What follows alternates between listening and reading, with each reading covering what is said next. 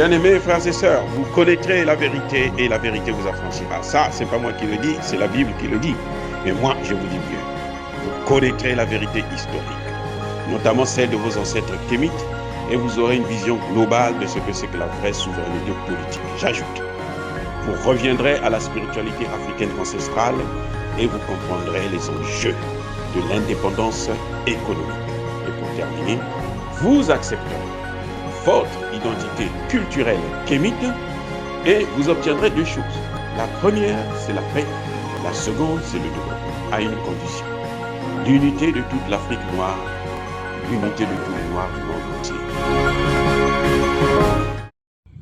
Otep à tous, bienvenue sur la chaîne des panafricanistes par essence, par conviction et par excellence.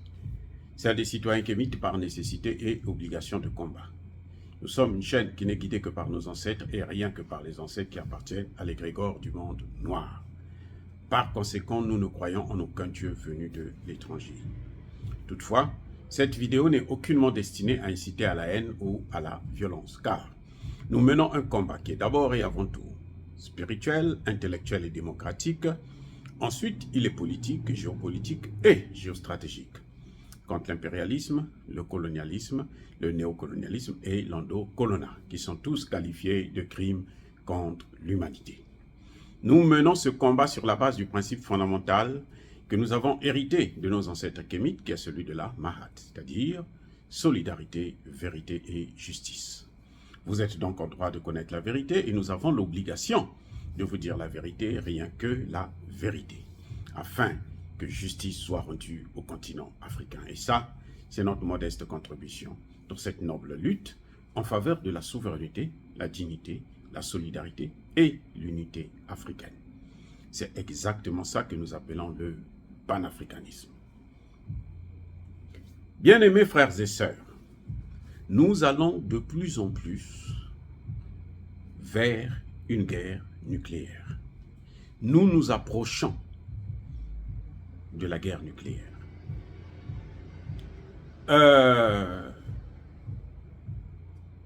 La République, est plutôt la Grande-Bretagne, par la voix de son ministre de la Défense, vient de déclarer qu'ils ont donné des obus à l'Ukraine qui possèdent de l'uranium appauvri. L'uranium appauvri dont elle parle, cela a été confirmé par le ministère, le porte-parole comment vous appelez, du secrétariat d'État américain, en disant que c'est pas toxique. Ouais, ça dit que les Américains se moquent des gens. Ils sont terribles, incroyables. Ils croient que chaque fois qu'ils vont mentir, ces mensonges-là vont se transformer en vérité dans les têtes des gens. Parce que c'est les États-Unis qui ont parlé, donc c'est comme si c'est Dieu qui avait parlé et qu'ils n'ont pas besoin de preuves, malgré les preuves que nous connaissons, que nous avons déjà vues, puisqu'ils l'ont déjà expérimenté. Ce n'est pas grave, puisque c'est l'Amérique qui a dit, bon, tout le monde doit se plier et se taire, circuler, rien ne se passe. C'est malheureux. C'est triste à pleurer qu'un grand pays comme les États-Unis puisse continuer au moment où on voit très bien que le monde est en train de basculer vers la multipolarité à cause justement de l'hégémonie américaine et occidentale de l'OTAN, à cause de leur boulimie. Le monde est en train de changer, personne ne veut encore rester dans ce système où ils sont devenus comme des paillassons des États-Unis et des pays de l'Europe. Ben, ces armes dont ils parlent, le problème, c'est ça que les gens ne comprennent pas.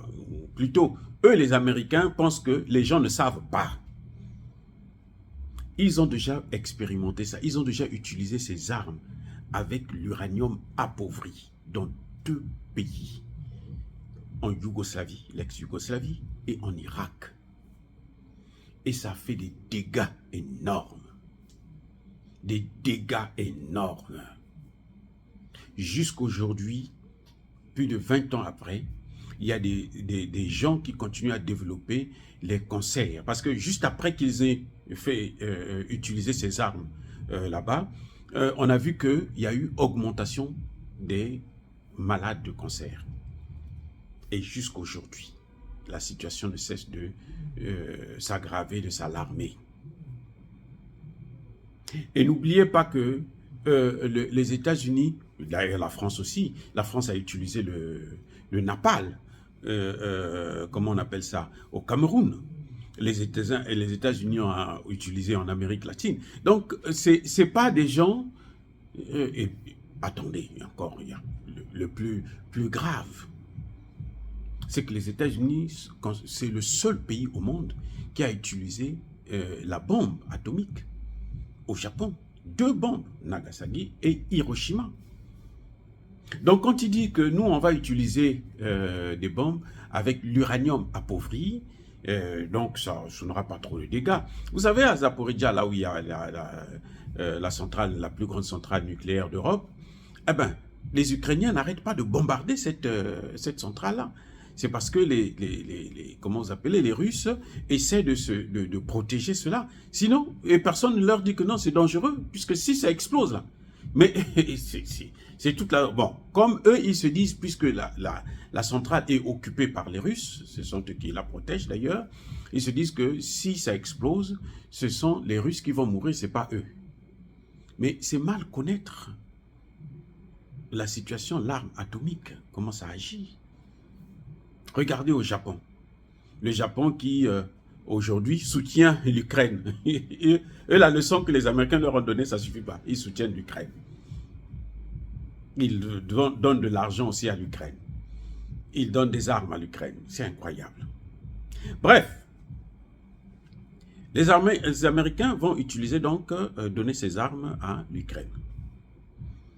L'Ukraine va les utiliser contre les Russes. Les Américains disent, si les Russes ne sont pas contents, ils n'ont qu'à prendre leur char pour repartir avec en Russie. Parce qu'ils savent que les Russes ne vont pas le faire. Mais qu'est-ce qui va se passer? Vous croyez que les Russes vont rester comme ça, accepter d'encaisser, de se faire massacrer à l'arme nucléaire, même si c'est de la petite dose, hein?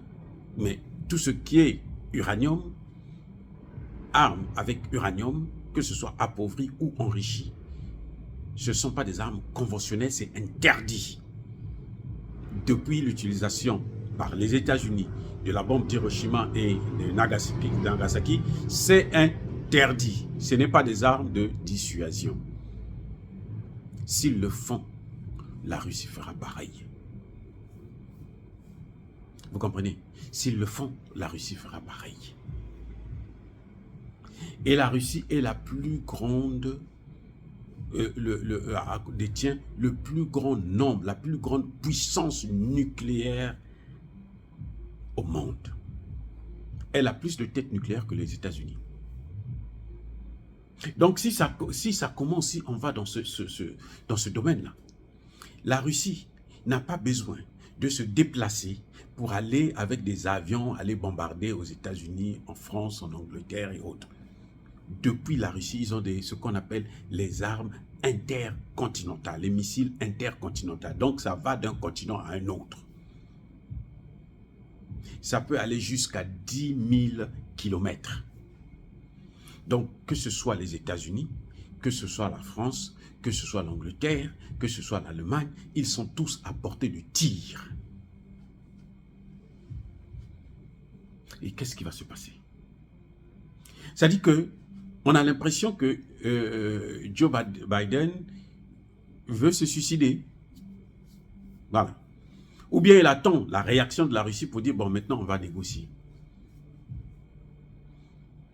La Russie a demandé depuis le départ, avant même cette guerre-là, cette opération spéciale, que nous voulons assurer notre sécurité. On ne veut plus étendre l'OTAN. Les États-Unis ont occupé le monde entier. À quoi ça sert? Pourquoi ils occupent le monde entier jusqu'aux portes de la Russie? Pourquoi? Qu'est-ce qu'ils veulent de la Russie?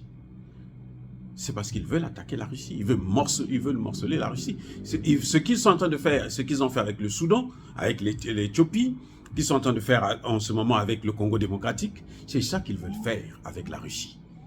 Au Congo démocratique, c'est bien une guerre de l'OTAN contre le Congo démocratique, puisque c'est les États-Unis, c'est la France. C'est l'OTAN contre le Congo démocratique. Un pays qui n'a pas d'armes nucléaires, un pays qui est démuni, qui n'a même pas d'armée, et vous êtes là en train de l'attaquer via le Rwanda et le M23.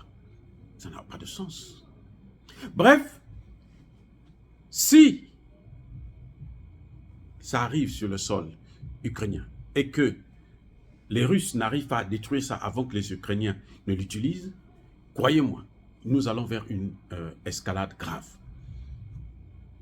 Mais si les États-Unis, tel qu'on voit, les États-Unis et la Grande-Bretagne arrivent à ce niveau, c'est qu'ils ont perdu la guerre. C'est qu'ils ne sont pas capables de faire la guerre face à la Russie. Ils sont près d'une 50aine d'États contre la Russie seule et ils n'arrivent pas à la combattre. C'est un problème. Il y a un problème là. Il y a un problème. Leur force, c'est en Afrique. En Afrique, ils viennent, ils détruisent. Vous avez vu la Libye? En quelques mois, quelques semaines seulement, ils ont détruit, ils ont mis la Libye à plat. Maintenant, ils ont garçon face à eux. Ils n'ont qu'à se battre. Vous savez que l'armée ukrainienne a déjà été décimée. Ce sont aujourd'hui les mercenaires américains, français, allemands, polonais, portugais, ainsi de suite, qui sont là-bas, qui combattent. Je vous ai dit récemment qu'il y a, quand la Russie a utilisé les Kinjal, c'était parce qu'elle avait attaqué une base de l'OTAN, une base secrète de l'OTAN. Donc on voit très bien qu'ils sont en train de perdre la guerre. On doit perdre la guerre. Négocier et puis on arrange la situation. Les gens ont besoin de la paix. Je comprends que nous rentrons dans la dédollarisation. Bon, ça va faire des dégâts énormes pour les États-Unis, mais quand même, ce n'est pas le moment d'emmener le monde entier dans une guerre. Bon, peut-être que les États-Unis se disent que s'il y a la guerre, eh bien, la Russie va envoyer ses missiles seulement en Ukraine. Non, il ne faut pas se leurrer. Que ce soit les États-Unis, que ce soit la France, que ce soit l'Angleterre, que ce soit l'Allemagne, que ce soit la Pologne, surtout la Pologne c'est juste à côté, eh bien, ils sont à portée de main de la Russie. Donc nous allons inévitablement vers une guerre nucléaire et cela n'a aucun sens.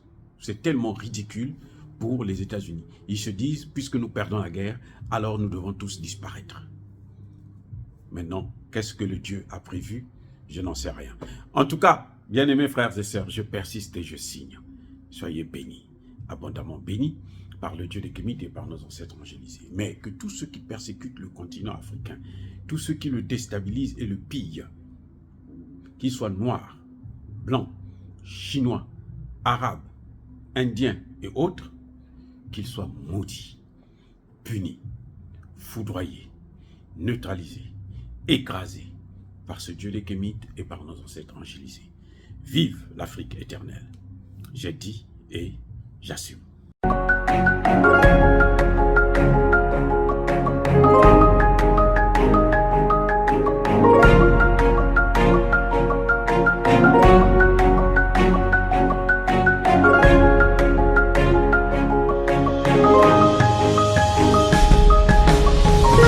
Eux, ils marchent par la foi et non par la vue.